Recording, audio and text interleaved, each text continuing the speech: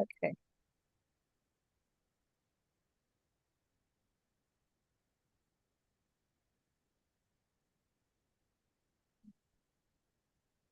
I think we are live now. Please.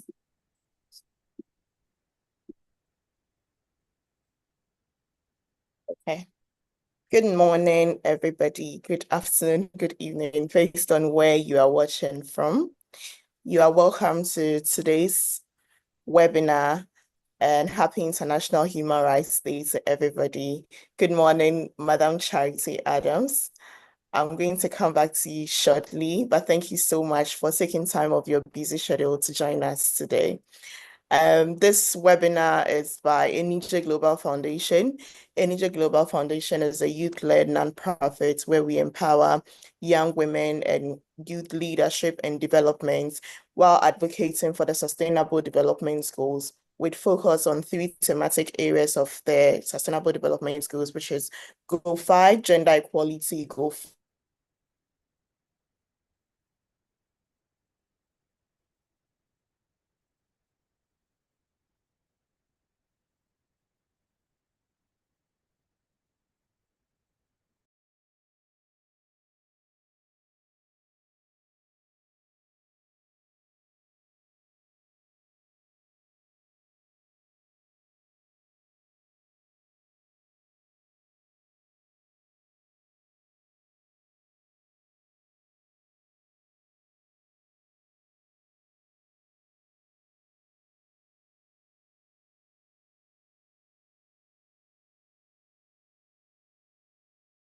which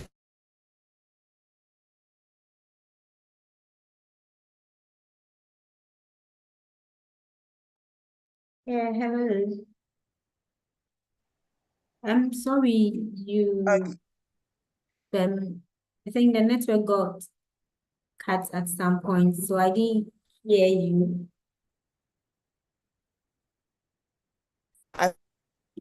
hello. Yeah, hello. Hello. Yeah, hello. I can hear you now. Yes, well, your screen is frozen, so I wasn't sure. Oh, okay. Okay. Okay. Let me have a quick check on our YouTube to see if it's still on. A moment, please. Okay. I think we are still on YouTube. Yes. So as I was saying, I was going through the series of activities we've had throughout from the 25th of November to today, which is 10th. And we had a webinar which I mentioned that we focused on identifying the warning signs and psychological impacts and help break cycles of abuse. We also have some series of interviews at some radio stations. We also had a school outreach where we went to various schools to advocate on ending gender-based violence and creating a safe school environment.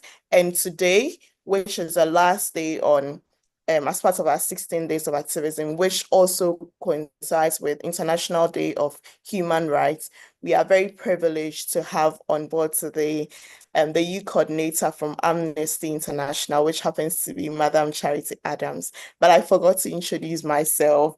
My name is Madeline Akosiebuku. I am a women and youth advocate and the founder for ANIJIE Global Foundation. Welcome, Madam Charity Adams. Thank you.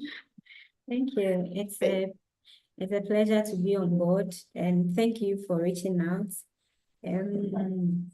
So far, I've been following your activities, what you've done so far for the 16 days, and it's quite impressive. And I actually listened to the first webinar.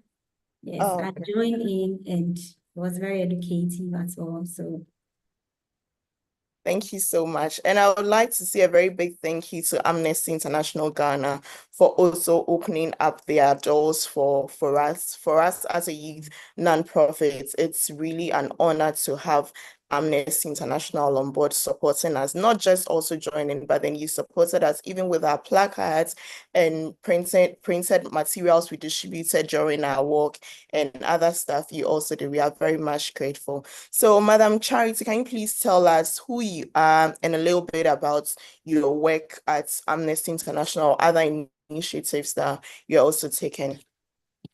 Oh, okay. To start with, I'd like to be called Charity. Okay. Yeah, Charity. And as you mentioned already, I'm the youth coordinator for Amnesty International. And basically what I do is I basically work with the youth, advocate by empowering them. Sorry. I basically work with the youth. Yes, so most of our youth work, I coordinate most of our youth work. We have our youth across the country. We have youth in various tertiary institutions that do advocacy work. They are basically activists. We call them human rights activists. So we have a lot of membership across the globe. And that's that. And Amnesty, as we all know, we are a human rights organization and also a membership-based organization. So we have members on the grounds doing the work. And with this 16 days of activism, we've also had, we've done a lot of activities with tertiary institutions. We had a training and then we give them funds to implement any activity they want to do. And they've been so far been great, just like you. Yeah. Amazing. And before we continue, I'd like to say kudos to the interns for ANIJIE Global Foundation. This is their initiative, and they really put in a lot of efforts for this 16 days of activism. And I'd like to say congratulations on all the work that they are doing. They really put in a lot of efforts, and I just thought I needed to acknowledge them before we start. But Charity, how does human rights they mean to you and as an organization, because you have been having series of activities or initiatives in the course of the year, but then for a day like this, what does it mean to you and then to your organization?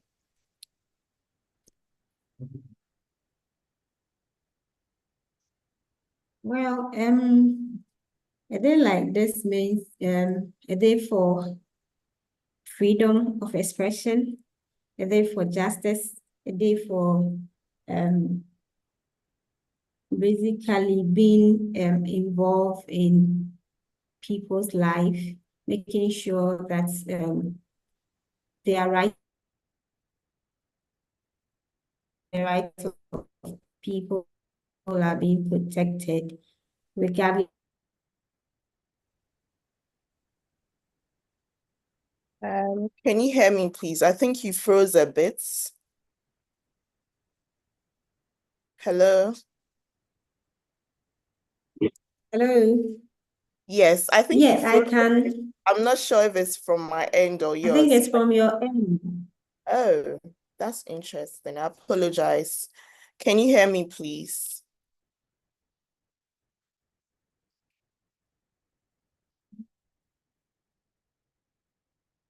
Can you hear me, please? Hello? Yes, I think you're back Yeah, now. yeah. Okay, I apologize. I think I can still see myself, so I can't tell if whenever I go off. So please, you can Okay. put it in the comment section or the chat box just in case, so I know. Sure. Yes, thank you. So yeah, I'll just go straight to our conversation for today, if that's okay. So today we are focusing on protecting marginalized people, gender-based violence as a human rights violation. Please, can you hear me? Yes, I can hear you. I think your screen is off. That's why I keep asking. I apologize about that. So how does gender-based violence qualify as a human Okay, rights that's fine. violation?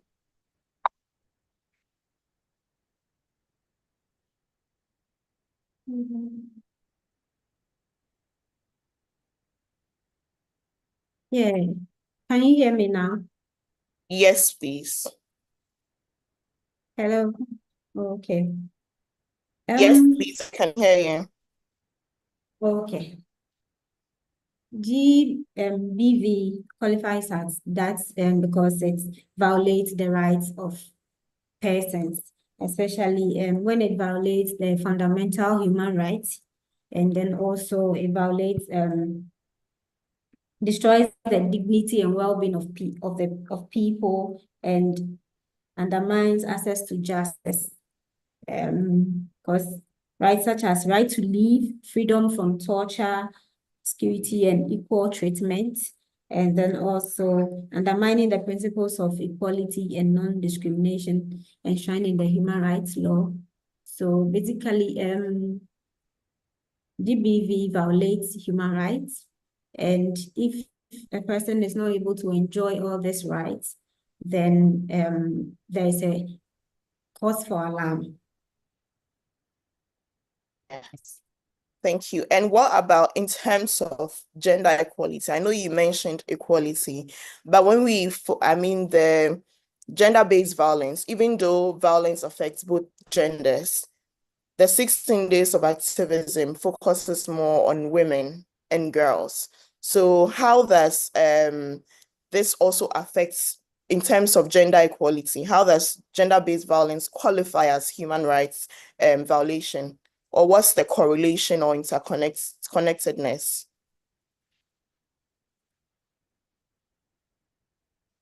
Well, Hello. gender-based, yeah, hello. Gender-based Yeah. violence basically as a threat being done to somebody based on the person's gender. So when we talk of gender-based violence, what comes to mind is power. What comes to mind is power. And power is in various forms.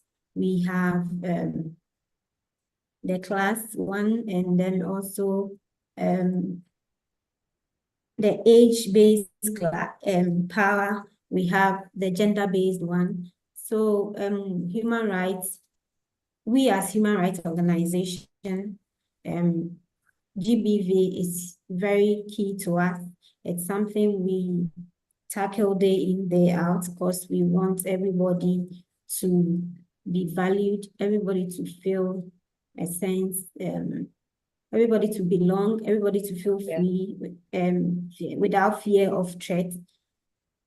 So gender-based violence is very key to us, especially on this, they want to see people's rights, and people enjoy Yeah. their rights. So Yeah. Amazing. yeah. So I'd like to know, what are the legal frameworks? Like, what are the international and local laws that are addressing gender-based violence, and how effective are these in ensuring justice? For us as an organization, when we started planning for the 16 days of activism, we realized that some of these organizations that people can go to and report to when they have issues of violence, most of their lines were inactive. You call them and either they don't answer or it doesn't go through at all. And some of them, you even go to their website, there aren't enough resources. So I'd like to know, what are the international laws or maybe local laws in Ghana especially that are addressing, and how effective are they in ensuring these justice? Because if we have these organizations in place and their lines are not going through, they are not active, what are the laws governing them? All right. So the international laws, basically there are lots of laws and then frameworks that guide this. One of the international laws is the Universal Declaration on Human Rights Law. And then we also have the Convention on the Elimination of All Forms of Discrimination Against Women. These two international framework guide what we do. And when it comes to local context, we have the Domestic Violence Law, 2007, the Act 732, and then we also have the Criminal Offences Act as well, and the Criminal Procedure Code of 1960. We have the Juvenile Justice Act 2000 TB, and then we have the Human Trafficking Act. So these are laws and frameworks that can guide us, and we have to build a connection, a partnership, collaboration with them, and we can't get access to them. Their lines are off. So if this such a thing should happen, I believe each organization or should CSOs can partner, establish community-based support systems that can help. And also we really have to follow up on these laws and frameworks, whether we are actually implementing it as a country. Are we making use of it? Are we benefiting from the laws that we have? What is the law saying? How do you assess it? How do you make sure someone gets access to that? So these are things we have to do as organizations, and then probably see how it will go. If for some reason they are not working, we find a way. For survivors need a place, a safe space. They need places to report these incidents to. Aside that, individually, they can have their peer-to-peer group where they can, maybe on their various campus, let's take tertiary institutions, for instance, maybe on their various campus, they can have a safeguarding officer there, somebody who they trust, and they know there's confidentiality. And all. I think, but most importantly, we need to follow up on this law and make sure it has to work. Organizations like us are the people that can push for this agenda. We need to really look at that, take it up, because you can't call, they put some hotlines there, you call and drops you and nobody picks. You go there and they have to let you sit and wait for hours for somebody to attend to you. Because that, and sometimes the procedure itself is tedious. The time you go through the reporting system, you give up. You give up. Because I remember doing an internship there, and people come there to report and they just leave. They don't follow up anymore. They just come there with the cases and they go away because they know at the end of it what's going to be done. And then this, and also another challenge is because we've limited GBV to just rape. So if somebody comes and you see a woman be beaten by the husband, they are like, oh, wait there, it's normal. I see. Oh, sorry. Yes, I was coming to that because, when we went as part of our partnership with Amnesty International, when we went to the markets, Medina markets, to do some activism to educate the general public, most of the feedbacks that we kept getting, not just even from the men, but from the women as well. They kept saying, "Oh, Imani di Omanu the women." For those, I apologize to those who don't understand the Chi. So they say that women are too loud, and some of them don't respect. So if you don't respect, they will beat you up. So I think that takes me to education. I think a lot of people do not know that even to beat someone up is a crime. So I want to ask, what are some of the educational initiatives that have been put in place? Because the information out there is very poor. And even the women themselves, from our conversation, they've also accepted that. One woman, actually, elderly woman, actually told me, yeah, man, we the women ourselves, we don't respect, and some of them need to be tamed. That's what she said.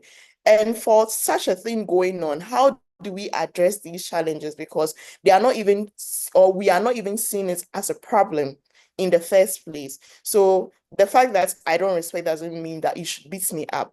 So we tried to talk about it to say, if I don't respect, you can find a way to talk to me, but you don't need to beat me up. So I think these are some of the things, that information that are out there, and that takes me back to our cultural traditions. How do you think that our cultural norms and traditions perpetuate gender-based violence, and how can this challenge how can we challenge these norms? Because in Africa or in Ghana, for instance, we've sort of accepted, like we are trying to um, change the face of gender equality, but you know how hard the patriarchy is still all the way up there. And we still think that a man has to be in charge. So all of these are cultural norms. How can we change them, challenge these norms to in respect to our cultural identities or in respect to gender-based violence? How do we address them? Sorry, did you get my question? I was putting all of Yeah, them together. Yeah. yes, I did. Yes, I did. So, as I said earlier, our system, our culture, trying to get out of something that is embedded in our culture where power plays the highest role here. And it's quite difficult.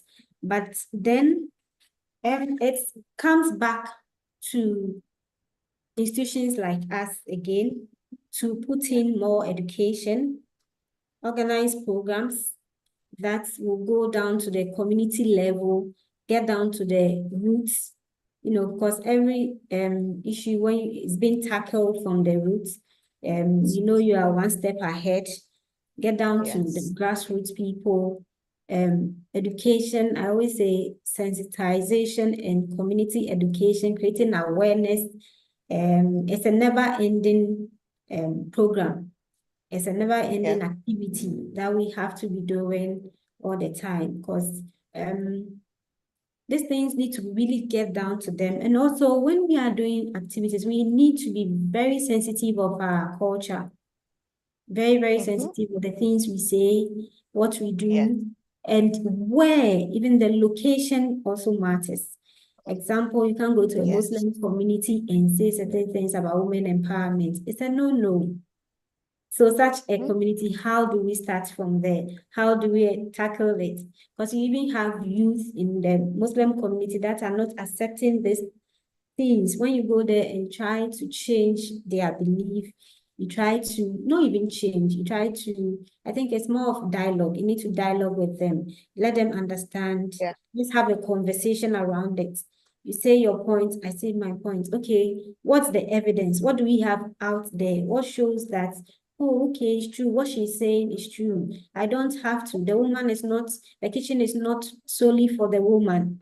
I can also do this and that. So basically, I believe in education, providing support network to people as well. We have to, in our communities, we have to set up support systems, support network systems that people can Yeah. easily walk in. It should be friendly.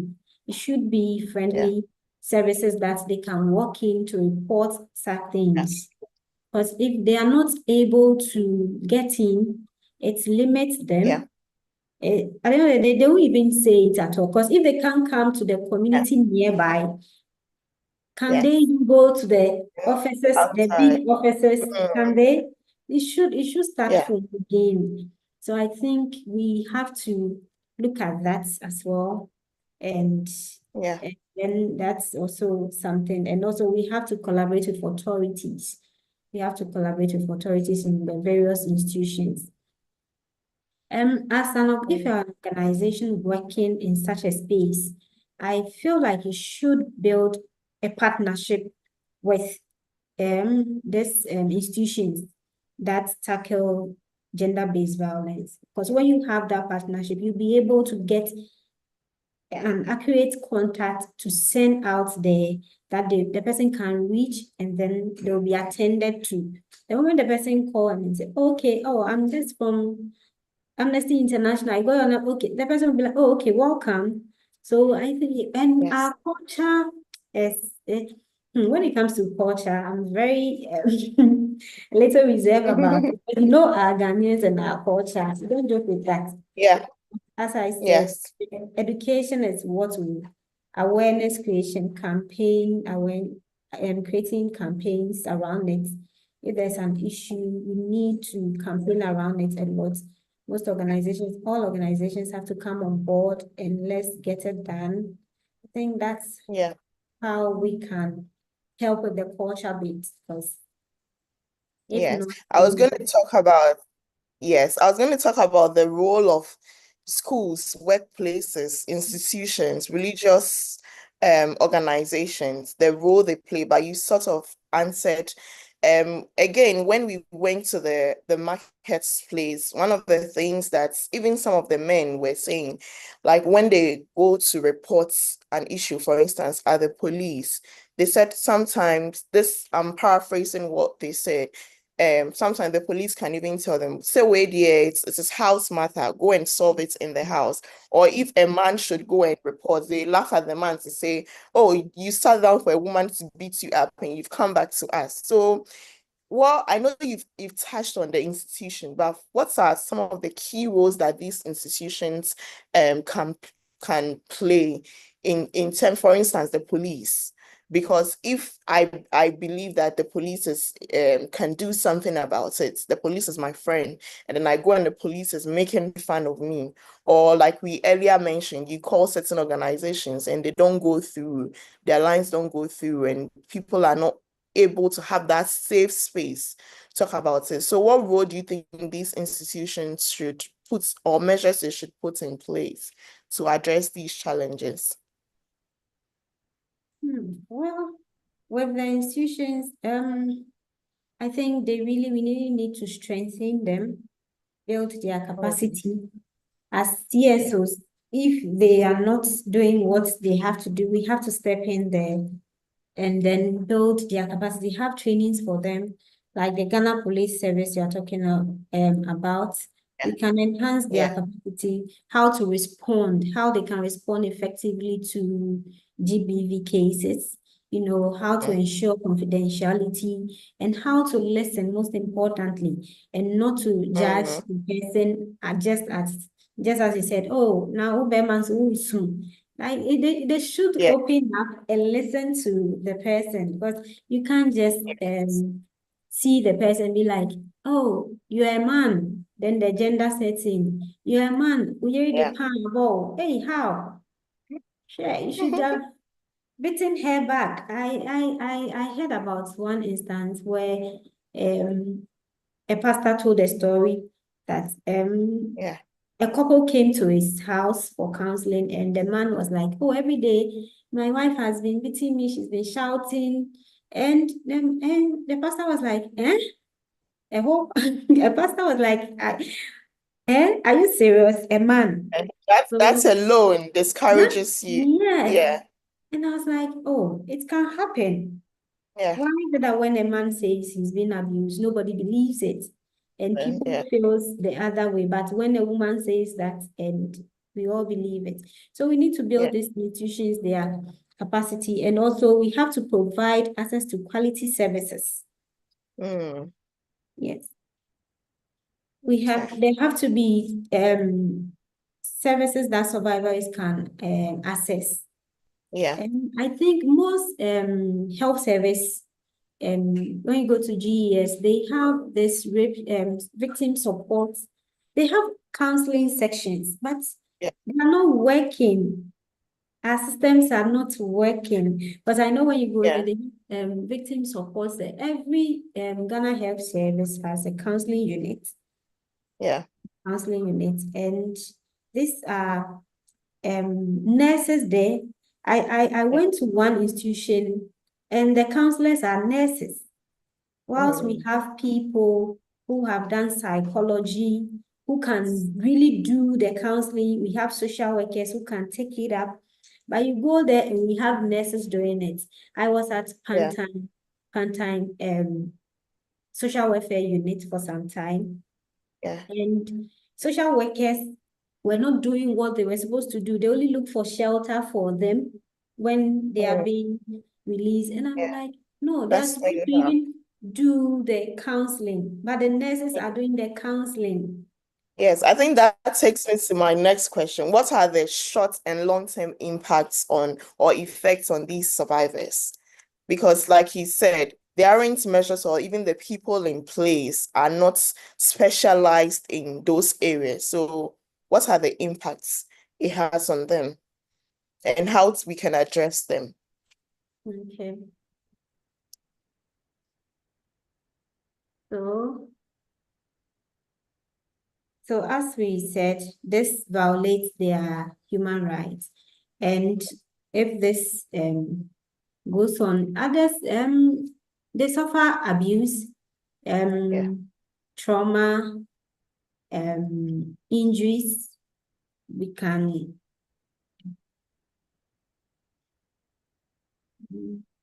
depression, anxiety, fear, even stigma. Yeah. This all impacts people, even stigma, Yeah. isolation, family breakdown, and all that. So it has a lot of impact. And I think these things can be addressed when institutions are working. We all know our roles and responsibilities. We all Yeah. come on board, we support each other. And also, one other thing we have to do is referrals. I believe when we just have to know the service points, we have to Yeah. know the resources available. We have to know Yeah. all the resource centers so that when someone comes, you'll be able to direct the person or Direct. to help the person to access the right resource. Yeah. So that is that. And then we can also do with our education and awareness program as well. And then one thing we can look out for is social media campaigns. This is something we have to take it up I where we was. have Yeah. people working around that. Because there's a lot of people on social media. Everybody's on social media. You find your mother on TikTok, Yes. so yes, so you can find, she should go there to find answers to some of these things. Yes. She should go there to find answers to some of these things. You can just go there. I saw a TikTok on sexual-based violence. Somebody has been beaten and how the person was looking like. So I was like, okay, this video is good. It's creating Yeah. that this is how it looks like. How can the person access service? How can Yes. this person be helped? How can this person report? Where should this person go? So we can look at that, and also community involvement. Yeah. When we go to the communities, they have to own most of our programs and our activities. When there's ownership, there's stewardship. They themselves, you can even establish a support system in the community because they own Yeah. it. Own it. Yes, because if they don't own it, getting things done will be quite difficult. Mm. Difficult. So if we train our institutions, we build their capacity, then when we come to the community level, we go with stakeholders, where Yeah. we come in with community ownership, and then Yeah. try and establish safe spaces for them. Maybe if Yes. every community has at least a safe space or a shelter that people can go to, and all that, it also helps. Yeah. Okay. And again, I think we've touched on what I'm about to say already, but you know, um, gender-based violence is predominantly targeted at women and girls. So in terms of the men or the boys, how do we include them? Because as part of our gender equality activism, or we say the men are allies.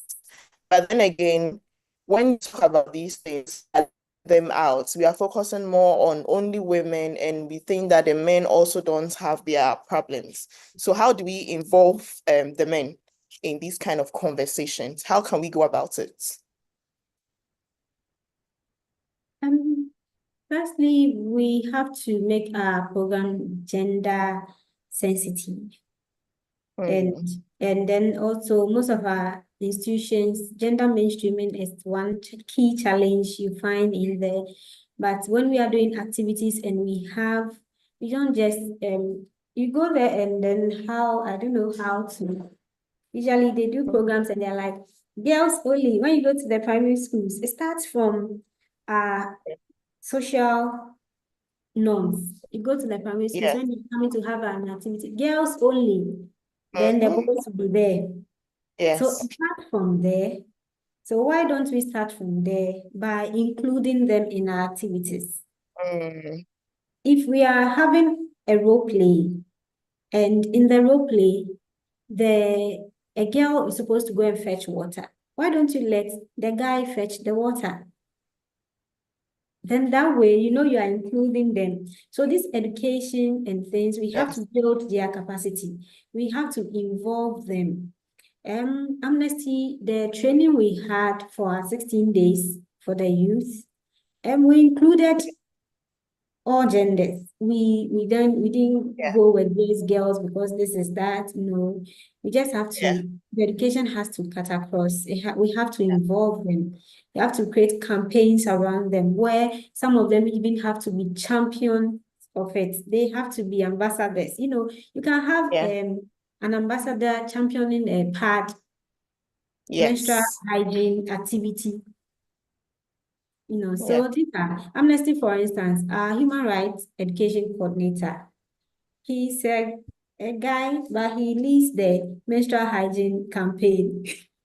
That's awesome. Yeah. So we just have to involve them, because when we Yeah. involve them and they know, they do right. Instead of Yes. telling the girl, when it's sex, stay indoor. Why don't you tell your boy to be responsible? Oh, exactly. Exactly. You know, telling your Yes. girl, oh, don't wear mini skirt. Why don't you tell the guy to zip up? Yes. So Yes. these are things, I think it's how we are brought up, Yeah. how we are brought up. Socialization. Yes, if you're able to change some of these things, I think you will have a equal society. There will be gender Yeah. equality everywhere. And that also, when there have to be gender equality, it comes with equity. Equity. Let's Yeah. know that um let's be fair to people. Yeah. Yeah. So I think when we are able to do all this, we can just get the men involved in our activities. Whatever we Yeah. do, we have to get them Mhm. involved. Yeah. And I always say that we women, we already know our problems. It's the men that do not understand them. So when we take them out, it's like we are just talking to ourselves. It doesn't go Yeah. anywhere. But the Yeah. more you include them, the more they understand better. Because at the moment, most of them don't even know what's going on. Even when it comes to the issue of gender equality, there's this indoctrination where people think that we women want to overshadow the men. But that's not it. So the more we include them in this conversation, they come to understand what we actually mean and some of the problems. Because you as a human being yourself, sometimes you don't even know what is going on with you. So it takes somebody else to know it and then tell you. It's the same way I think that, like you mentioned, we need to include the men so they can also see the problems. Because if we just talk to ourselves, then the issues will still continue. Yeah, so thank you so much for that. I have a lot of questions, but your answers keep answering them. So my next question is, how can young people be empowered to actively challenge gender-based violence in their community? So there are a lot of people who want to be part of NGOs, CSOs, but then I think one of the main issues are having the right information, knowing where to go to, and then funding. But then, in your own opinion, how can young people be empowered to take these initiatives? And probably you can include how Amnesty or yourself has taken certain initiatives that we can also emulate and learn from them. Okay. Um, in the first, the question someone will ask is, why involve young people? Because we Yes. need what innovative solutions, because Yeah. we need fresh perspective, and because we believe they are the future, because Yeah. it starts from them. Even what our elders know, there are times you go to some homes, it's the youth that educates the parents.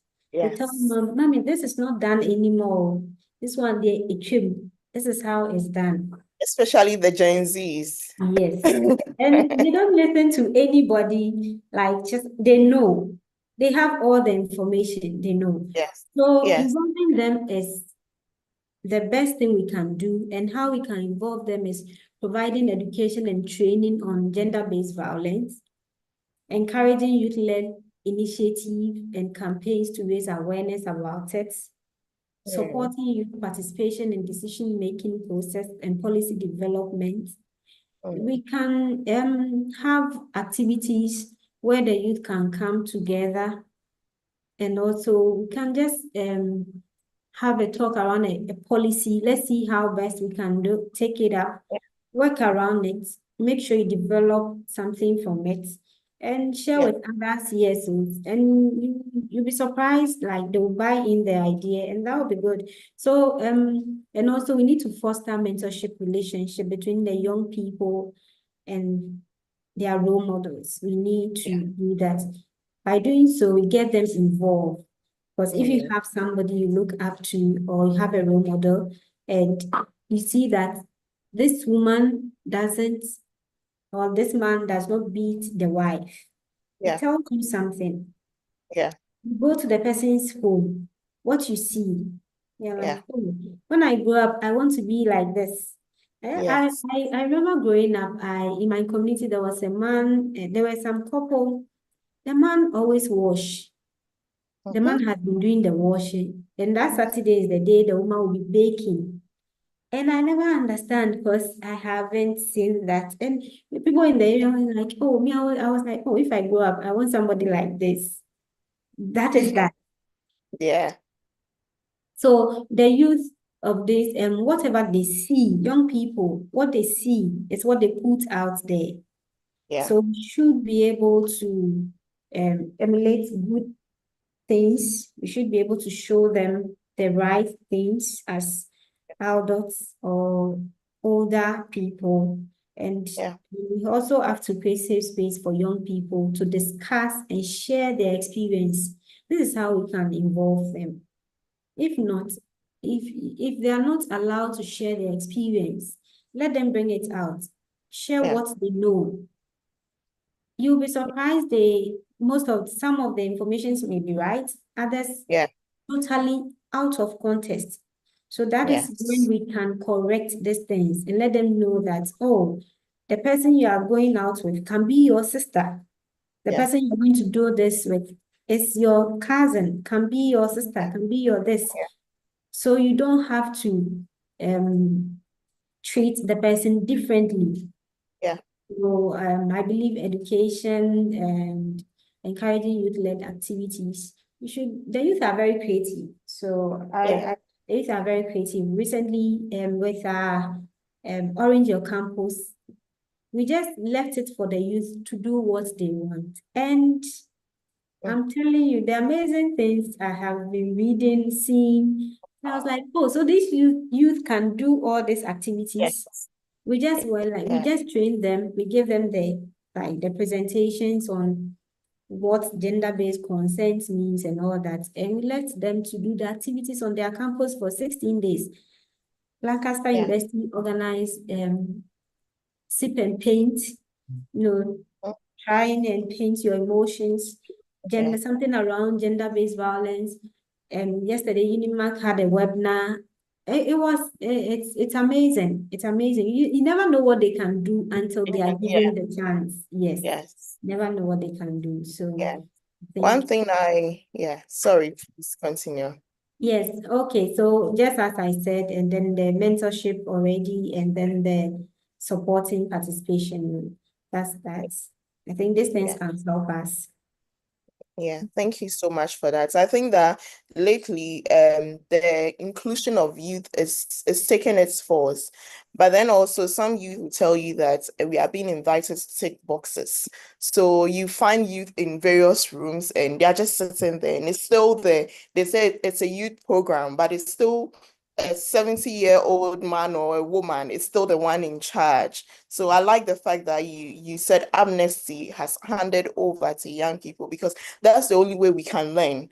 we need to take the initiatives ourselves. And because if you are always being spoon-fed, it's very difficult for you to know it for yourself. But if you allow young people with the right mentorship, with the right funding, I think that young people, like you rightly said, are really ready to learn and take the initiatives. And Amnesty is an example of what giving a platform to young people and the kind of ideas. And again, even with ANIJIE Global Foundation, this initiative is from the interns, and they're all young girls who are under 20 and under 30 that are taking this initiative. And so far, it's been amazing. And I'd like to congratulate the interns of ANIJIE. They are very, very innovative, and congratulations for the good work done.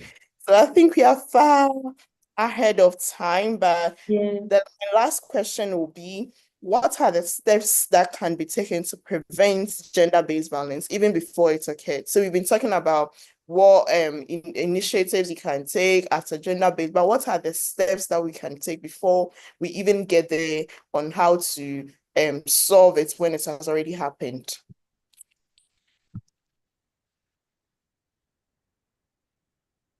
So the steps we can take is we need to develop and implement safeguarding policy.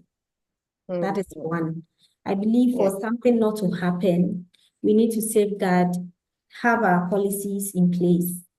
Yeah. And also we need to provide training and capacity building. And also we need to provide support services. And we also have to establish partnership with law enforcers.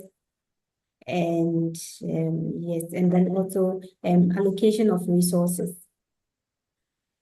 So what I mean is for us to develop safeguarding, to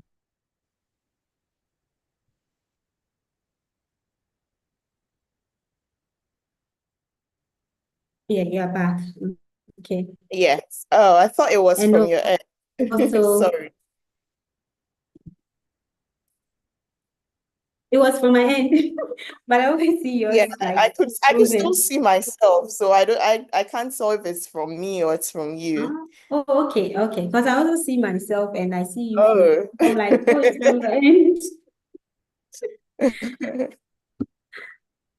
So Okay. basically, we have to do these things so that we prevent it from happening. Yes. And for us to prevent it from happening, our first call is safeguarding. Wherever anybody is, there has to Yeah. be safeguarding Yeah. principles. There has to be safeguarding policy guiding them. Yeah. And when the young person or knows that, oh, in this our gathering, we don't do this. Yeah. Even before that, they have to know what safeguarding is. They have to know what harassment is. I always Yes. tell them anything that makes you uncomfortable. So right from there, when the person knows this thing, I'm uncomfortable with it, the person Yes. should be able to speak up. Yeah. Oh, okay. So looking at it, you'll be able to identify the signs early enough.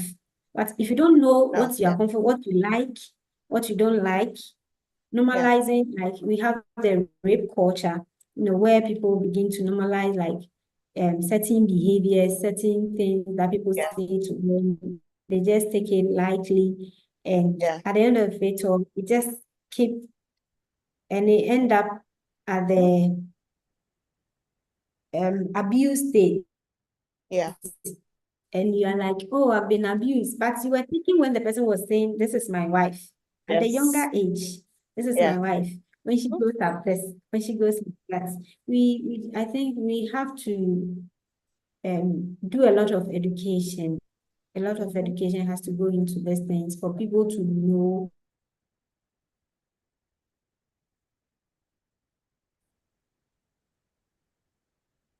Hello. Hello. Can you hear me, please? Hello. Hello, Tracy. Yeah, hello. Okay, I can hear you, but your screen is frozen. Is mine frozen as well?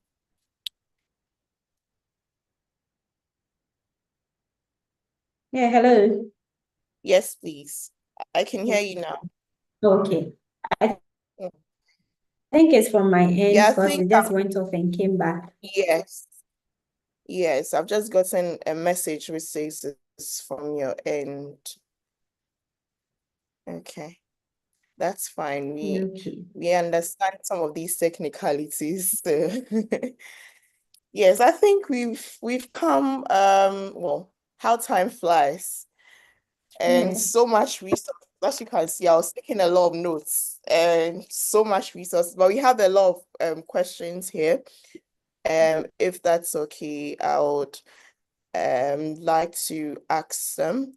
I think the first question is what inspired to start ANIJIE Global Foundation? Okay, that's outside the conversation, but simply ANIJIE Global Foundation was started to solve societal problems and to create a platform for young people to take our own initiatives. So that's from Serene Obuya. Thank you for your question. And Irene says, are there mechanisms for monitoring and evaluating the effective of interventions aimed at reducing gender-based violence? Should I continue? I mean, should I repeat the question? Yes. Okay. Are there mechanisms for monitoring and evaluating the effectiveness of interventions aimed at reducing gender-based violence?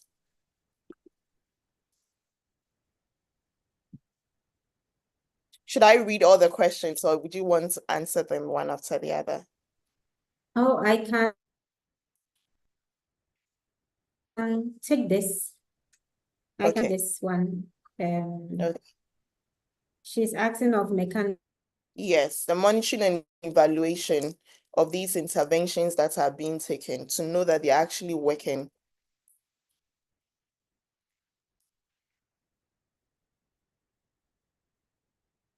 I think you are frozen again. I'm not sure if you can hear me, please.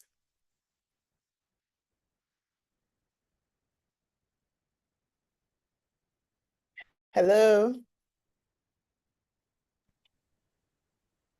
Yeah, Okay. hello. Okay, you're back now. Yes. Mhm. So with I think the Yes. question you asked was what mechanisms can we, I think the first thing we have to do is to conduct risk assessments, um, Okay. and then also then we develop the policy. When you develop a policy, you also you build the person's capacity. Whatever you develop, Mm, you need to build the person's capacity on it. And then most yeah. importantly, you have to ensure confidentiality. That's where they will open up. That's where they will Yes. open up. And then let's provide support services and Yeah. and engage communities and stakeholders. And then Mhm. also collaborate with other TSOs. And most importantly, we need to monitor whether the things we've done is working. We need to monitor Yes. our work. We need to monitor and evaluation. It's everywhere. So if you establish a shelter or a safe space, you need to go back, recheck Yes. if these Yes. measures are working. If it's not, you reset, come back, re-strategize, see what is not working and what is working. So I believe Yes. this measure can help us achieve our goal. Thank you. I was just trying to check on YouTube if we've got some questions. I think there's another question on YouTube by Irene. It says, what support systems are available for gender-based violence survivors, including shelters, counseling, and legal assistance?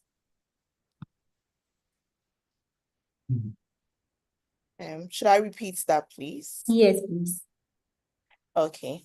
She says, what support systems are available for gender-based violence survivors, including shelters, counseling, and legal assistance? Well, support systems in Ghana here, just as I said, the police is supposed to be our first contact, and then also we have DOPSU, and we have I think UNFPA have an app together with the Ministry of Gender and Children and Social Protection, Children and Social Protection. They have an app that address sexual and gender-based violence and harmful practices in Ghana. And we have to look at that. We have to look at that. So basically, Ghana here, what I know, the support systems available, just as we already know, most of them are not working. So the few ones that are working is DOPSU, you can still get in touch with them. And I know other CSOs like Oxfam, they don't joke with these things. And then it's the UN, one of the UN organizations, the refugee one, they also have this as well. They also have the support system as well. So Amnesty, those are also open for such things. People come in and we take them through the right process as well. So I'm sure your organization is also open. So these are things in addition to the shelter homes. But I haven't safe spaces in communities. I'm yet to find out more about it, whether how, if you go to a community, is it likely that you find a safe space? Is it likely you have these things there? That's the question we have to ask. Okay. Thank you for that. So for me, I'd like to know these spaces, especially for the shelter. Personally, I don't know any particular place I can go to. So if probably you have any idea of in a particular place, maybe it's in Accra, maybe it's in the north, or it's in this particular location, please you can share that with us. Okay. Well, I don't have any particular safe space, well, maybe known safe space, but then the only places I know are the institutions that we can go to. So I'm sure this is something we'll look at to, we'll look up and we'll look to that as well to find out if we have other shelter homes around. Because I know there are other shelter homes for orphanage homes, but then for crisis intervention, I'm yet to find one. Okay, thank you for that. Della says, thank you for the in-depth session. How can men and boys be effectively engaged to help prevent gender-based violence? And what advice will you give to someone going through emotional violence in marriage?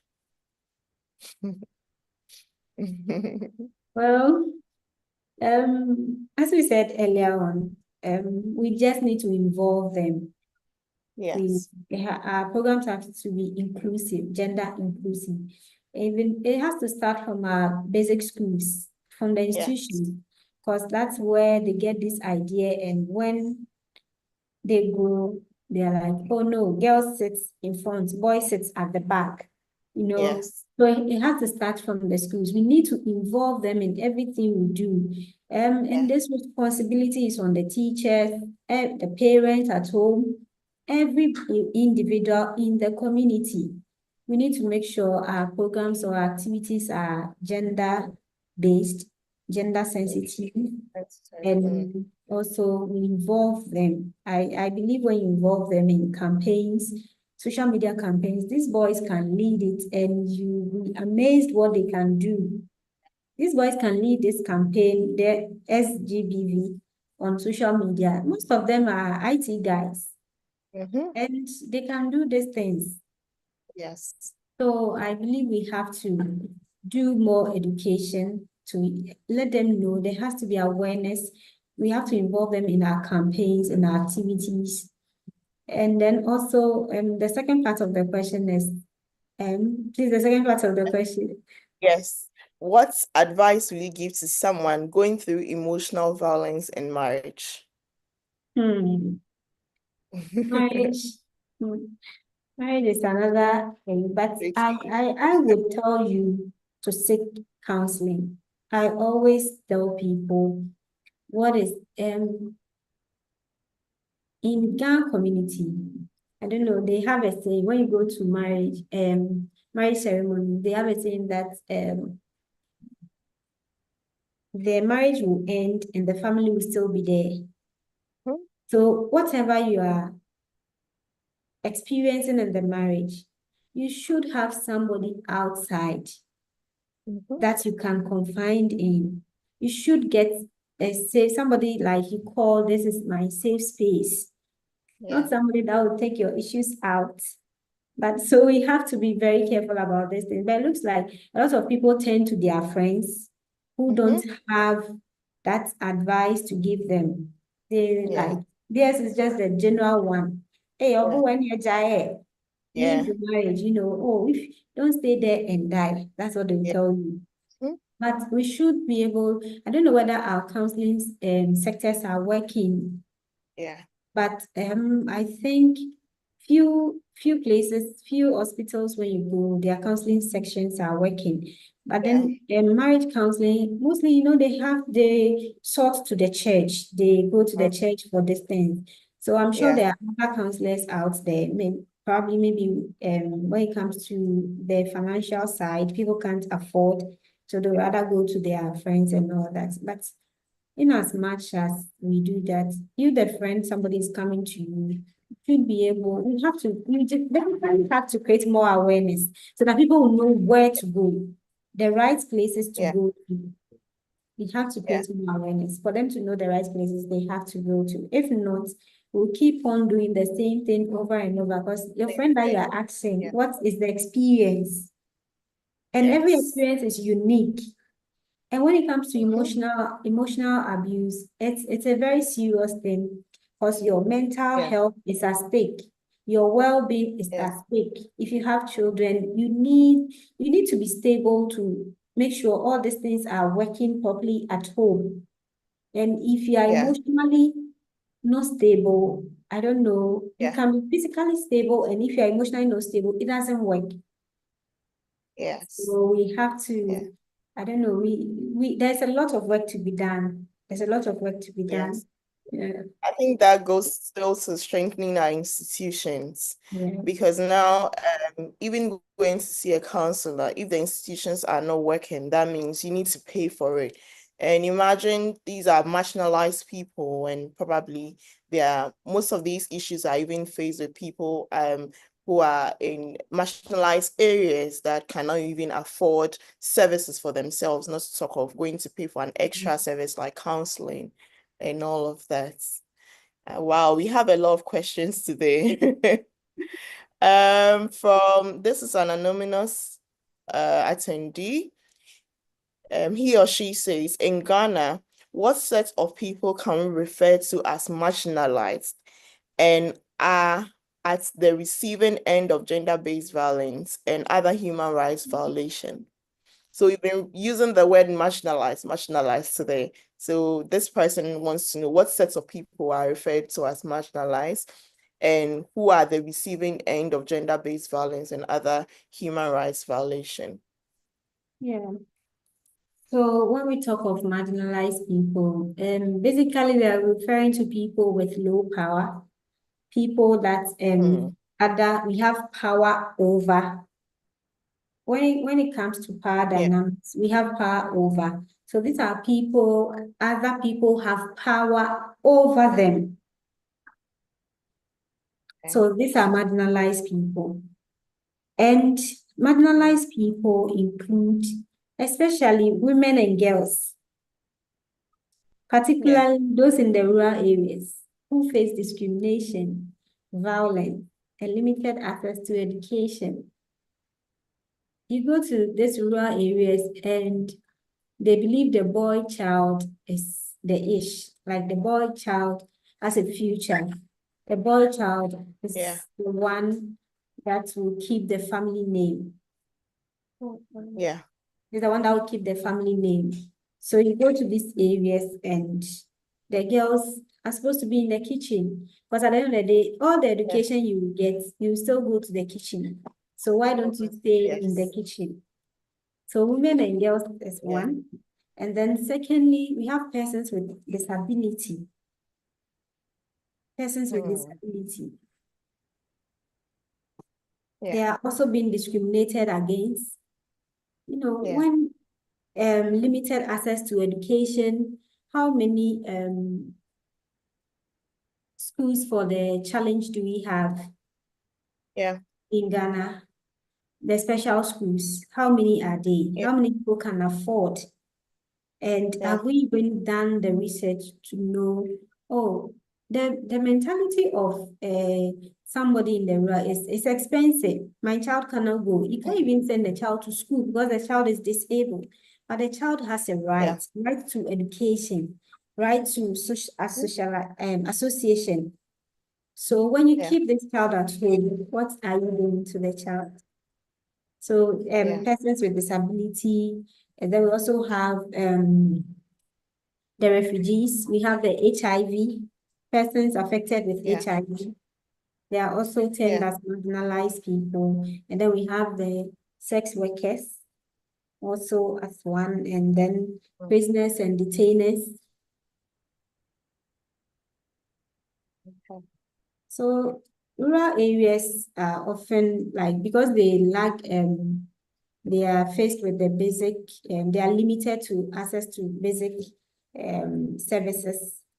They are always marginalized because you go there and there are healthcare, you go there and you don't know whether the hospital, they call it hospital, and you go there and this is just a cheap compound. Somewhere you can, you see their weighing centers as their major hospitals, and you ask yourself, can someone with diabetes be treated here? Can a cancer patient be treated here? If you go to the Kolebu Cancer Unit, you asked, they are like most of the patients there were brought from the villages. So it means they don't even have it. So simply because of where the person is living, it's being marginalized. It's being restricted from basic facilities. So these are the marginalized people. But the list goes on and on. We have the refugees. Ghana here, they are not a lot. So if you go to the Liberia camp, they are there. And I remember an organization was doing free health insurance, the card for people, for sex workers. So at Ashama. So when we got there, we noticed that the female sex workers, most of them were Nigerians, and they didn't benefit. They didn't benefit because they said, no, if you're Nigerian, they're not paying for you. And if you go there, 80% of them are Nigerians because they come from other countries to do these things. And I'm sure our people also go there to do it there. Nobody knows them there. Nobody knows them here. And these are people that need health care. You go and you're telling this person to go for a checkup. It's an issue. You feel they are making money, but they will tell you they don't use their money for certain things. So it should come free to them. And how can they afford it? They are not allowed to do it. No, we are not sponsoring Nigerians. It's only our people. So refugees, it means that when somebody comes to your country, there are no resources for them. We also have another question from anonymous attendee. The person says, what support services have been made available by Amnesty to persons whose rights have been violated? Okay. With Amnesty, what we do is we actually look into the case. When you come, we have people here, you report to, I think our campaigns and communications coordinator is in charge of those issues. So they come to her, and then we have law firms we work with. So we Yes. transfer the case, but then we also have people in charge in other places that so basically we transfer. Our doors are always open. When you come, we listen to it. We have to make sure whatever we are, like, we get it right from the beginning. Because there are people that Yeah. come and the story is not as they are saying it, or it's not what it seems to be. So we listen Yeah. to it, and adults are always open, and we have law firms we work with. We have other institutions. We collaborate with other institutions, like those who provide the support. So we just refer you and we follow up, so that you are not denying of the service. Great. I have another question from Hosimenka. She says that has Amnesty thought of creating helplines that victims or survivors can reach out to report abuse? Then I think it's something I have to note it down so that we can Mm, work on that, the helpline. Because what we usually do is the referral. We refer you to the services, and then we also provide psychosocial support and yeah. advocacy. So basically that's that. So look at the hotline where people can call. Maybe I'm sure we can partner and then get that one done. Yes. Yes. Yes. Thank you. There's one. Okay, this isn't a question. It's from Phyllis Beckman. She says this is very insightful. Trudy learned so much from this. From this. I don't have a question. We are grateful. Thank you so much, Phyllis Beckman. We have another question from Serene. I apologize if I'm not pronouncing your name well. Serene Obuya. What are the women parliamentarians in Ghana doing about the fight on gender-based violence? How many women parliamentarians are there in Ghana? Are they of substantial numbers? Yes, that's her question. Good question. When it comes to that, now that we've had an election, we are yet to know the number. But Yeah. there was a question I also asked myself. I was like, this menstrual tax, it was led by Yes. a man, a parliamentarian, right? It was a man that Yes. led it. Yes. Lord Mahabir Sosu. He was the one leading it. Yes. We have women parliamentarians, right? There. We're expecting their support. Yeah. So I don't know whether maybe we didn't reach out to them, or maybe our style, I don't know what, but when it comes to men parliament, maybe I'm sure now that we have a female Female. woman vice Yes. president, I'm sure a lot of things will work Yes. now. See a lot of women taking initiative.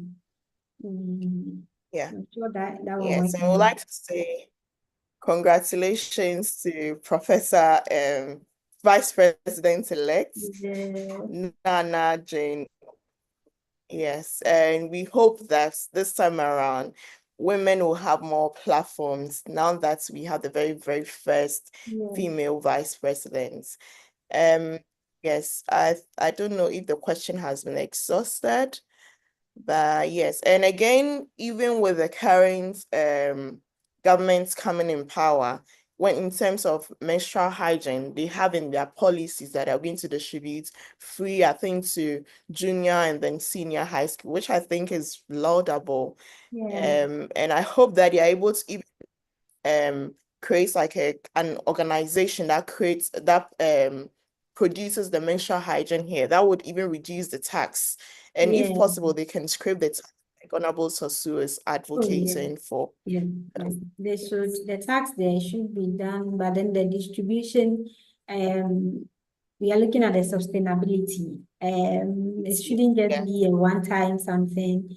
So, let's see how it goes. See how it goes. But yes. they should do something that is very sustainable. It shouldn't be. I don't like policies. I don't know, but that's me. I don't like things that are one time. Like, they will tell you they are Yeah. going to distribute pads and they go to the schools and give it to them one.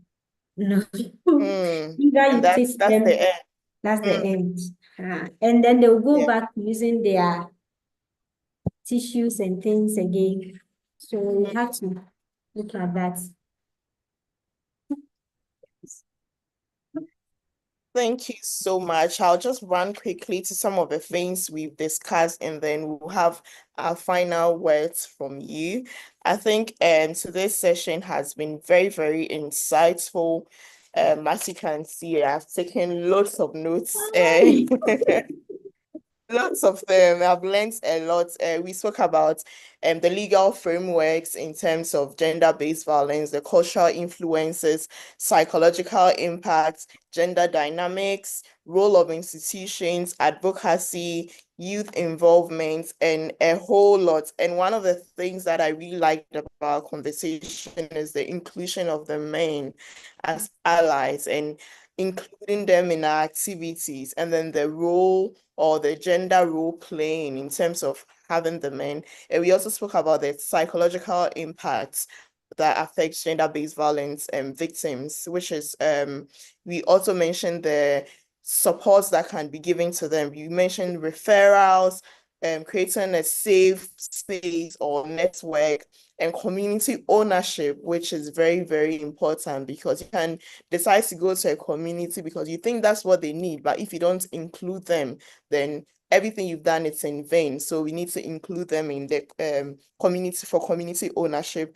and then not just inviting youth to take the tables or to take the boxes, but then including them and giving them the platform because we young people, we have innovative solutions. And I like that you said Amnesty has also created a platform to hand over to youth, and the response or the feedback has been very, very great or innovative solutions they've brought, and also creating safe spaces, education, and even using innovative ways of communicating, like you mentioned, the sip and painting, things like dance. And I even think one of the things we can also do is include the influencers. You mentioned about Yeah. social media.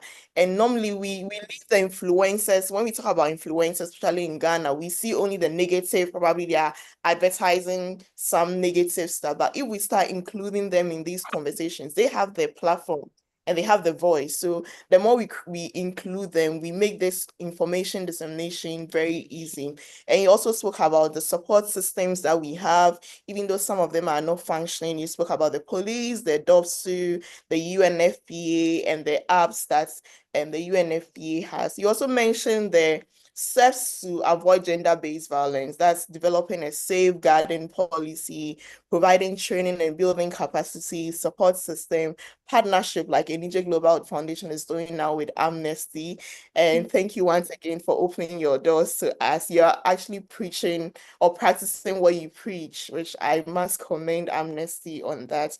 And then you also talk about who marginalized people are. So we use a lot of the word, and now a lot of people use it. You spoke about marginalized people being people that have no power or people that their power have been taken away from them, which includes women and girls, persons with disability, people that have limited access to education, sex workers, amongst others. And I can go on and on. It's like today there are lots of information, but just if you've just joined us, this webinar is available on ANIJIE Global Foundation's YouTube at ANIJIE Global Foundation, your channel. You can just search for it.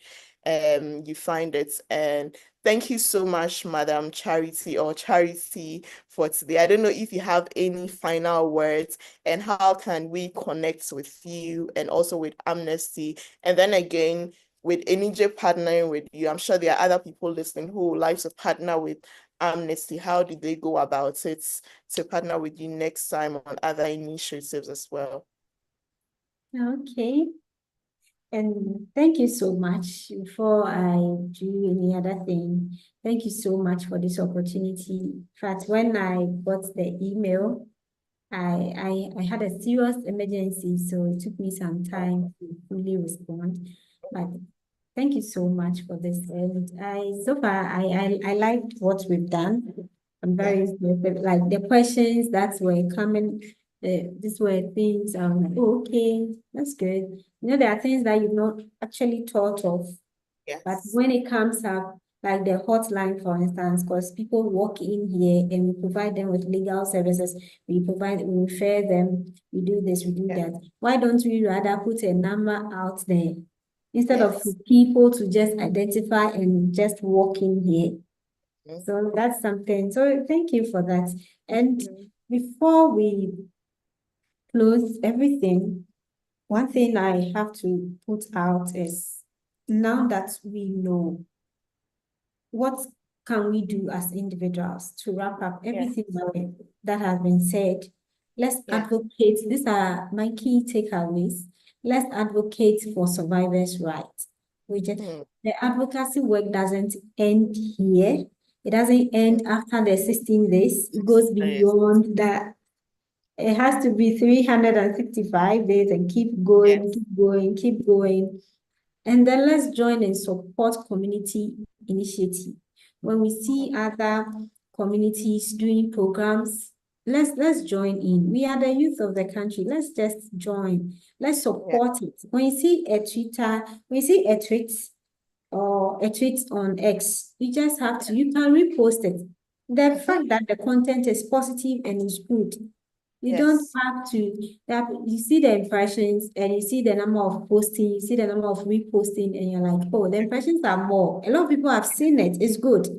But what do we do with what we have seen? What do we do with what we've heard? Like this Yeah. webinar, for instance, somebody can just share with a friend. It's a way Mhm. of spreading the education, creating the awareness. And Yes. also let's use our voice on social media, as I've already said it. Let's use our Yeah. voice on social media. Because social media is like, is the new thing. That is what is keeping us going now. Yeah. So let's just do that. And when it comes to amnesty, our doors are always open. You can go send us email on info@amnestyghana.org. Anything you want, our doors are always open and we are ready to assist. Okay. So thank you Thank so much. I've enjoyed your you. Thank you. And lastly, what contribution. about the social media platforms that we can engage with Amnesty and yourself? Okay, Amnesty Socials, you can reach us on, we are on Instagram, we are on LinkedIn, we are on Twitter, that's X, and Okay. Facebook. We also have a YouTube. Our YouTube page, we've created a new one now. So people Okay. can, it's Amnesty Ghana. You can just go Okay. and follow us. So anything is Amnesty Ghana. The moment Mhm. you type in Amnesty Ghana, it's just one. So yes, Yes. yes, please. Thank you so Great. much. Okay. That's So, great. Thank you. Thank you so much. okay. Also, I also learned so much. I'm going to post all of them on social media and make sure that I share the link also for people to go and rewatch. We are so grateful once again to you and to Amnesty Ghana for opening their doors. And not just on this webinar, like I mentioned earlier, you supported us during our work also. All the placards, printed resources that we shared, distributed, and all that and not just that, you also followed up on how it's going and even joined our other webinars. And I think that one thing that organizations don't do is they don't put their money where their mouth is. But for Amnesty, you're actually practicing what you preach. Again, I really commend. And this will not just be the end of our partnership. We believe that this is just the beginning. And we are so grateful for giving us the interns, which I mentioned, are handling this initiative. I would like to congratulate them once again on this being the last day of 16 days of activism. But this isn't the last day, like you mentioned. We should do this throughout the year and Yeah. talking about all of these issues affecting women and girls and gender-based violence and human rights. So we are so grateful, Madam Charity Adams, for your time. We know we've gone beyond our time. And to you, the audience, also for staying with us and for your questions. We are so grateful. And this is brought to you by ANIJIE Global Foundation. We are a youth-led nonprofit in Ghana where we empower young people and women leadership through education, and we are addressing gender equality and climate action. We take various initiatives in empowering young people to give them that platform to create change. We believe in not waiting on the government, but taking initiatives by ourselves, because we believe in young people, that we have the skills, and with the right mentorship, with the right funding, and with the right opportunities, we can change our world. Thank you so much, Madam Charity, once again. And thank you to Amnesty and the whole staff and team there, and to ANIJIE Global Foundation team as well. Thank you. If there are no questions or submissions, I'd like to end this session for today. Madam Charity, is that okay? Oh, yes, yes. Thank you Yes. so much for reaching Thank out.